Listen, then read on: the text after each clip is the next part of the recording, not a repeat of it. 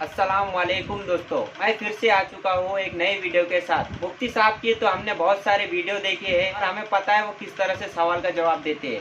उसी तरह ये भी वीडियो कुछ ऐसे ही है। एक शख्स आता है उनके पास और वो काफ़ी बहुत सारे सवाल पूछता है मुफ्ती साहब से, तो मुफ्ती साहब ने उससे बहुत अच्छे से जवाब दिया। वीडियो काफ़ी बहुत अच्छा होने वाला है दोस्तों, तो वीडियो को एंड तक देखिए। तो चलिए वीडियो स्टार्ट करते हैं। Good evening everyone. Good evening. Good evening. कैसे हैं मुफ्ती साहब? बिल्कुल ठीक।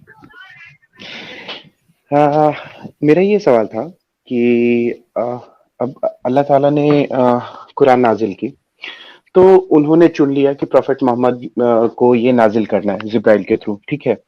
तो ये उनका डिस्क्रिमिनेशन नहीं है?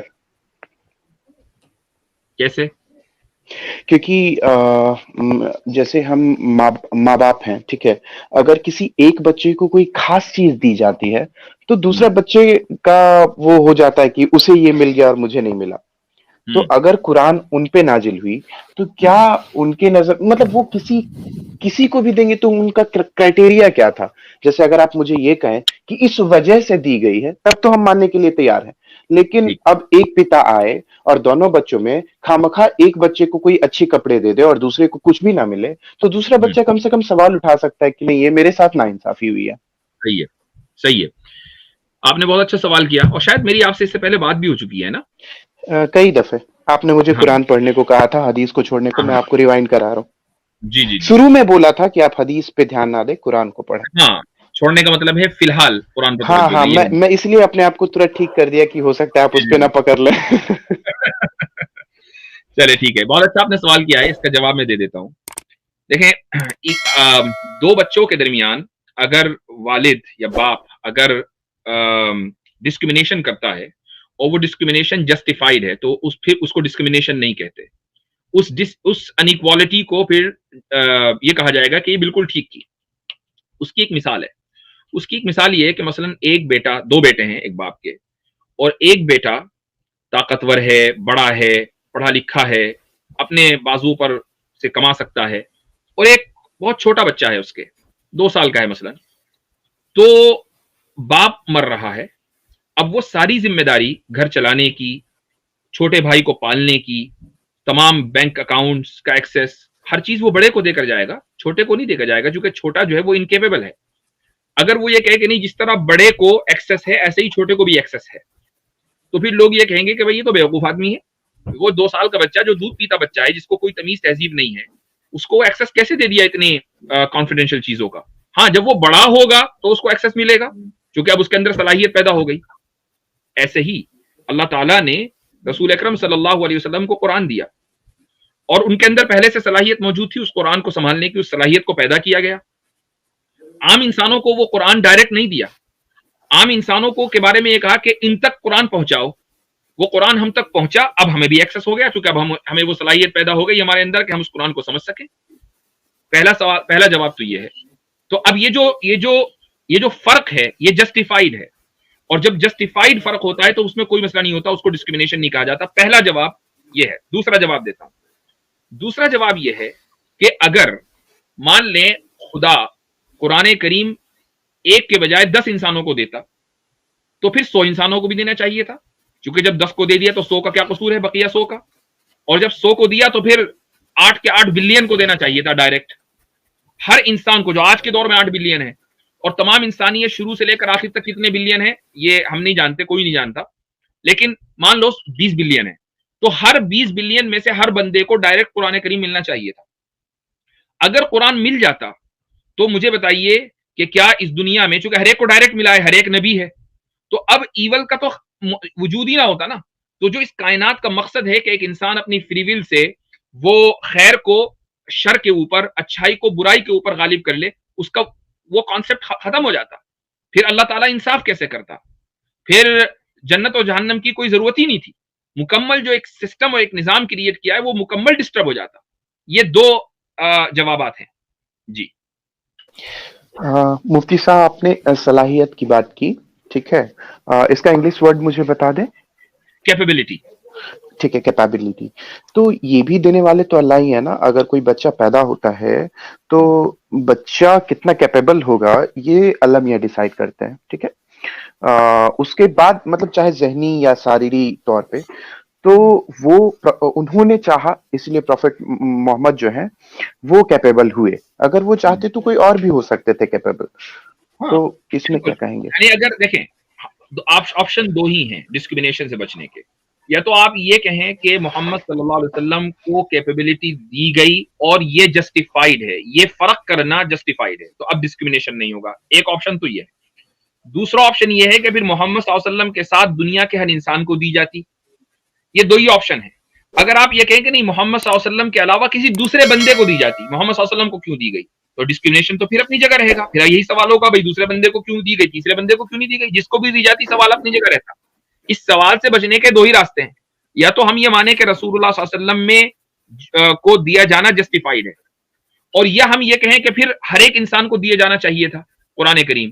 और दोनों सूरतों में प्रॉब्लम है, जो मैंने आपको पहले ही बयान कर दिया कि अगर सारे इंसान को दी जाती तो फिर इस दुनिया के अंदर शर का और खैर का वजूद न रहता, बस खैर ही खैर होती, फिर शर नहीं होता, इवल ना होता।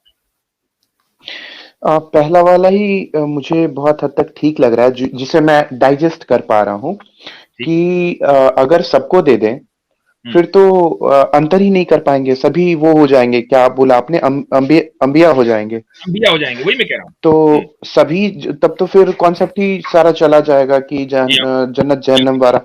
तो पहला वाला वो एक्सेप्ट करना ही कि अल्लाह मियां ने चाहा और इसीलिए उन्होंने दिया, तो ये कहीं ना कहीं करे तो ज्यादा बेहतर है आगे बढ़ने के लिए, वरना हम वही उलझ जाएंगे। वरना वही बात, अगर प्रॉफिट मोहम्मद के जगह मान लीजिए मैं दूसरा नाम लूं तो कोई गलत नहीं ना? नहीं, कोई नहीं, आप किसी का भी नाम ले सकते। ठीक है, अगर इब्राहिम अलैहिस्सलाम को दे देते या फिर ईसा मसीह को दे देते, ईसा अलैहिस्सलाम को दे देते कुरान, तो हम यही सवाल तो करते ही रह जाते कि उनको क्यों मिला। अभी इसका एक चीज मैं उम्मीद ये कर रहा था आपसे, मुझे ये जवाब मिले कि इस कारण से, अब अल्लाह मियां ने चाहा इसलिए दिया, इस पे तो कोई सवाल ही नहीं किया जा सकता है। अब जैसे मैं पिता हूं और दो बच्चे के दरमियान मैं ये बोल दूंगा कि इसका चूंकि आज जन्मदिन था इसलिए मैंने आज इनको कपड़ा दिया, तो ये जस्टिफिकेशन। लेकिन अब तो वो जस्टिफिकेशन एक्चुअली मैं आपसे चाह रहा था कि प्रॉफिट मोहम्मद इस वजह से मतलब वो जस्टिफाइड है, इसलिए वजह से मैंने दिया। अब वो कारण मुझे नहीं मिला, आपने बोला कि नहीं वो अल्लाह मियां ने चाहा इसलिए दे दिया, क्योंकि सलाहियत, वो कैपेबिलिटी जो है वो तो अल्लाह मियां देने वाले हैं। आज आप में शारीरिक ताकत और आपके हम उम्र में शारीरिक ताकत जितनी है वो डिसाइड तो अल्लाह की है ना, कि आप में कितनी फिजिकल स्टेमिना कितनी होगी। भले ही आप दोनों बराबर इक्वल अमाउंट में खाना खा रहे हो, फिर भी किसी में कम ज्यादा तो होगा ही। देखिए, कुरान करीम ने इस ताल्लुक से एक आयत बयान की है, तिलकर रसूल फद्दलना बाज़हुम अला बाज़। अल्लाह ताला ये फरमाता है कुरान करीम में कि ये जो सारे रसूल आए हैं, इनमें से हमने बास को बास के ऊपर प्रेफरेंस दी है, यानी कुछ लोगों की, कुछ अंबिया की सलाहियतें ज्यादा थी और कुछ की कम थी। अब ये at the end of the day खुदा की अपनी चॉइस है कि उसने मोहम्मद सल्लल्लाहु अलैहि वसल्लम को पिक किया आखिरी रसूल और कुरान करीम भेजने के लिए।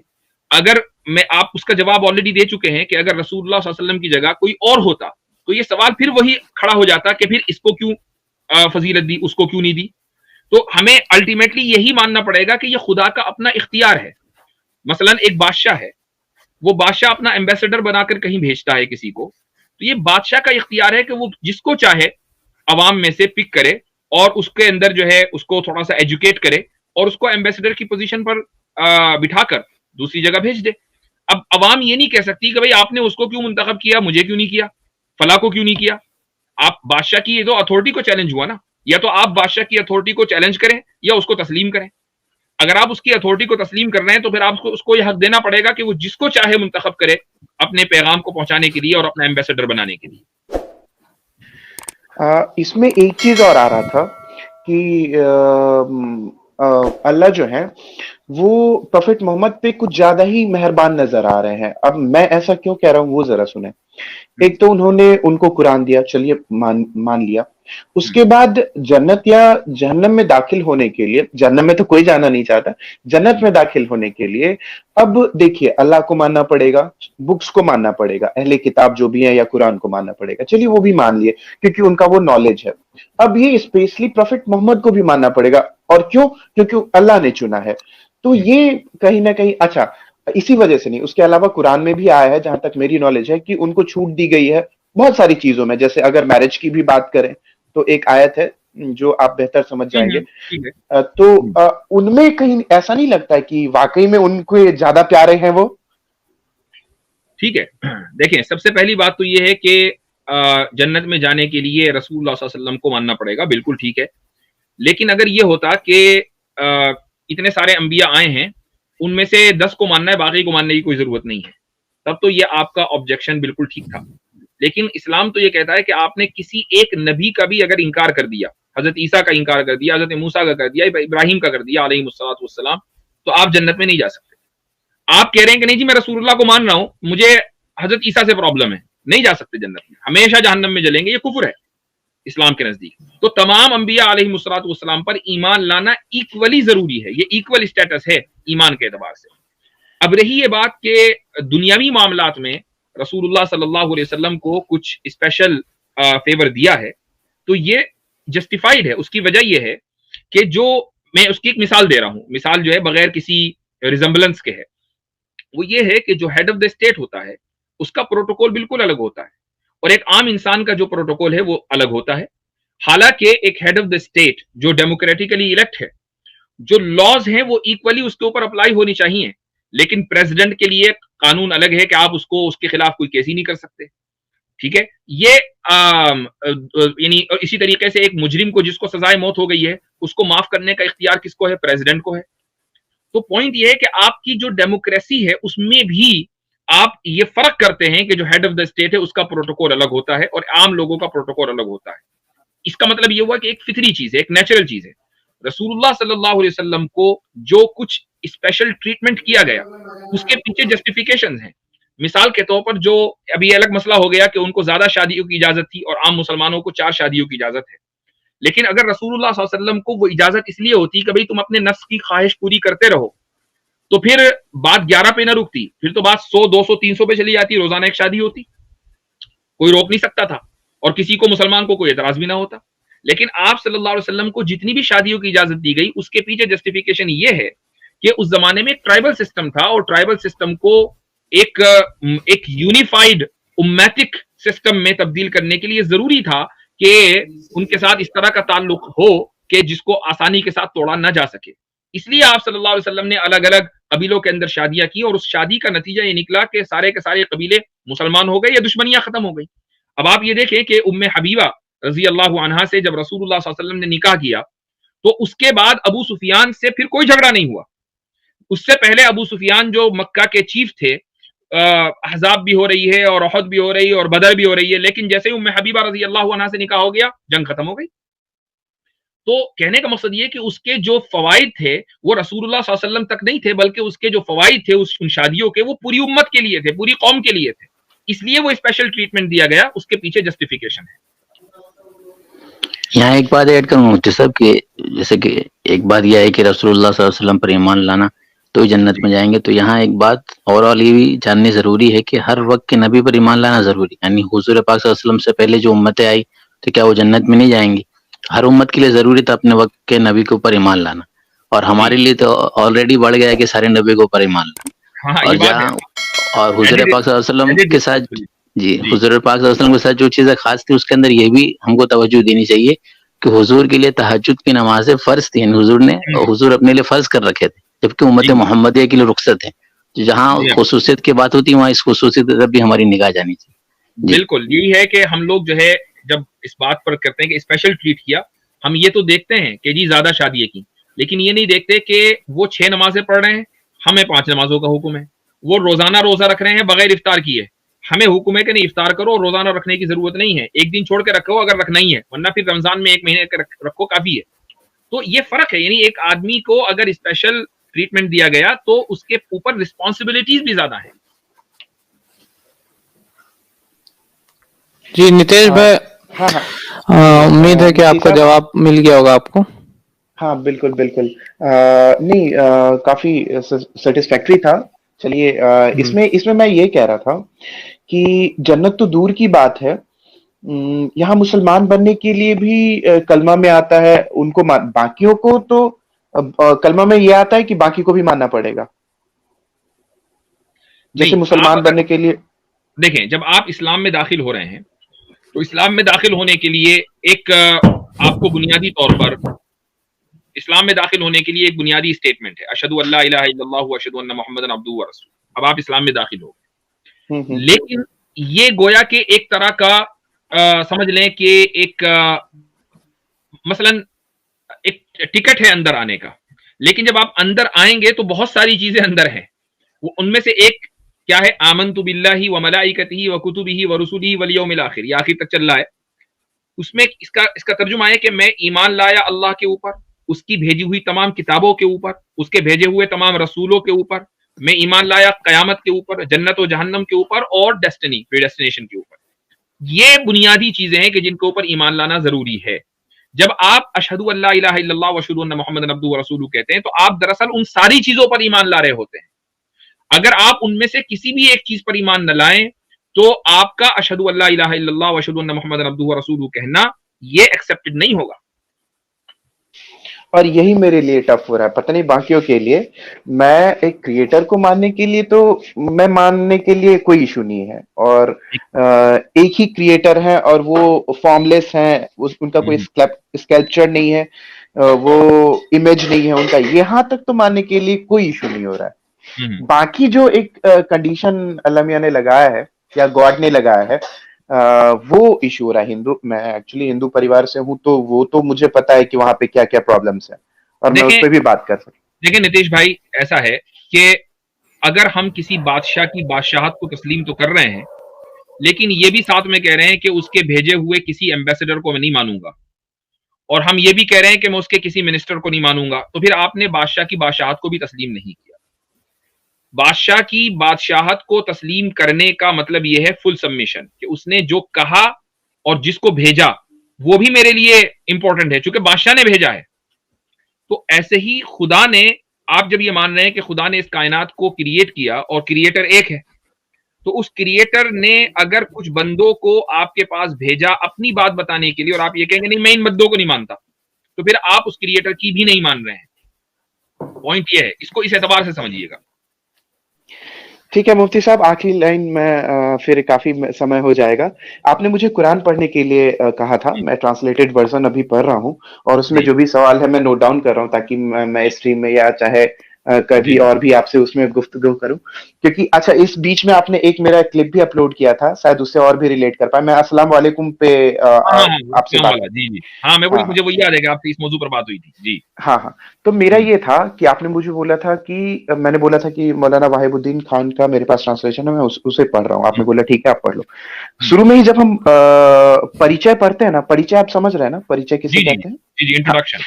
हाँ, इंट्रोडक्शन, बिल्कुल। तो उसमें एक लाइन लिखा हुआ था कि ट्रांसलेटेड वर्जन कुरान का वो डिट्टो नहीं है। मीन्स मैं अभी वो लाइन भूल रहा हूँ कि आप अगर इसे पढ़ रहे हैं तो मैंने कोशिश किया है कि आपको हूबहू दूं, लेकिन आप ये ना समझ लें कि ये कुरान एग्जैक्ट, क्योंकि वो अरबी में है। यानी कि एक भाषा से दूसरी भाषा में जब भी लिखी जाती है तो उसमें कुछ ना कुछ परिवर्तन हो जाती है। और हम अक्सर आपसे बात करते हैं या किसी से भी, जैसे दीनी भाई आए हुए थे तो उनकी डिबेट में देख रहा था आपसे, तो आपने बोला कि मेरे यहाँ आए तो कम से कम कुछ तो ओरिजिनल लेके जाएं। आपने ये लाइन बोला, ये जुमला बोला था। तो अब इससे मेरे जहन में ये हो गया कि मैं ओरिजिनल नहीं पढ़ रहा हूँ। यानी कि कल के डेट में कोई भी इश्यू आएगा तो यही लाइन मेरे पास मुफ्ती साहब बोलेंगे कि नितेश भाई आपने पढ़ लिया ठीक है, लेकिन आप ओरिजिनल वाला मुझसे लें। ये तो बड़ी मुश्किल वाली बात हो गई। अल्लाह मियां ने मुझे ऐसा क्यों कर दिया? नहीं, बिल्कुल, और बड़ा जेन्युइन सवाल है, मैं उसका जवाब दे देता हूँ। देखिए, कुरान करीम को समझने के दो लेवल हैं, दो दर्जे हैं, दो स्टेजेस हैं।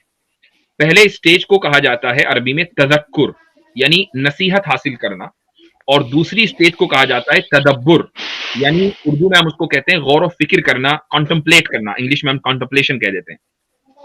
तो कुरान करीम के बारे में जो पहली स्टेज है तज़क्कुर, उसके बारे में कुरान ये कहता है कि वलक़द यस्सरनल कुरान लिज़्ज़िक्रि फ़हल मिन मुद्दकिर, कि हमने कुरान करीम को नसीहत हासिल करने के लिए बहुत आसान कर दिया है।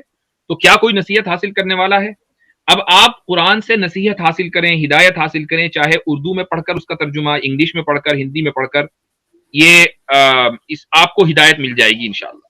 लेकिन जब बात कॉन्टेम्पलेशन की आती है, एक नेक्स्ट लेवल की आती है, तो फिर उसके लिए आपको जो बुनियादी जो प्रेरेक्विजिट्स हैं, जैसे अरबी जबान है, उसकी एलोक्वेंस है, ये सब चीजें आनी चाहिए, तभी आप उसका उस नेक्स्ट स्टेज पर पहुंच सकते हैं। तो जब वहीदुद्दीन खान साहब या कोई और ट्रांसलेटर जब वो ये कहता है कि मैं तर्जुमा करके आपको दे तो रहा हूं, लेकिन ये एग्जैक्ट वर्ड्स ऑफ गॉड नहीं है, ये बात बिल्कुल सही है, क्योंकि जो तर्जुमा उसने किया है वो तो खुद उसका अपना एफर्ट है ना। गॉड ने, खुदा ने तर्जुमा नाजिल नहीं किया, अरबी का कलाम नाजिल किया है। जो भी तर्जुमा करेगा वो ये नहीं कह सकता कि ये खुदा है जो मैंने तर्जुमा किया, यही अल्फाज खुदा ने भेजे हैं, वो ये नहीं कह सकता। तो ये उनकी ऑनेस्टी है कि उन्होंने आपको बता दिया। हाँ, ज्यादा से ज्यादा आप ये कह सकते हैं कि मैं खुदा के कलाम के बहुत करीब आ गया, ऑलमोस्ट मैं उसको नसीहत हासिल करने के लिए समझ पा रहा हूं। इतना आप बिल्कुल कर सकते हैं तर्जुमे की बुनियाद पर। शुक्रिया मुफ्ती साहब, काफी समय मैंने आपका ले लिया। मैं आपसे ऐसे ही बात करता रहूंगा बीच बीच में, ताकि काफी समझ सके। जाने से पहले वीडियो को लाइक जरूर कर दीजिए और वीडियो के बारे में आपकी क्या राय है कमेंट करके जरूर बताइए। मैं मिलता हूँ आपसे अगले वीडियो में, तब तक के लिए अल्लाह हाफिज।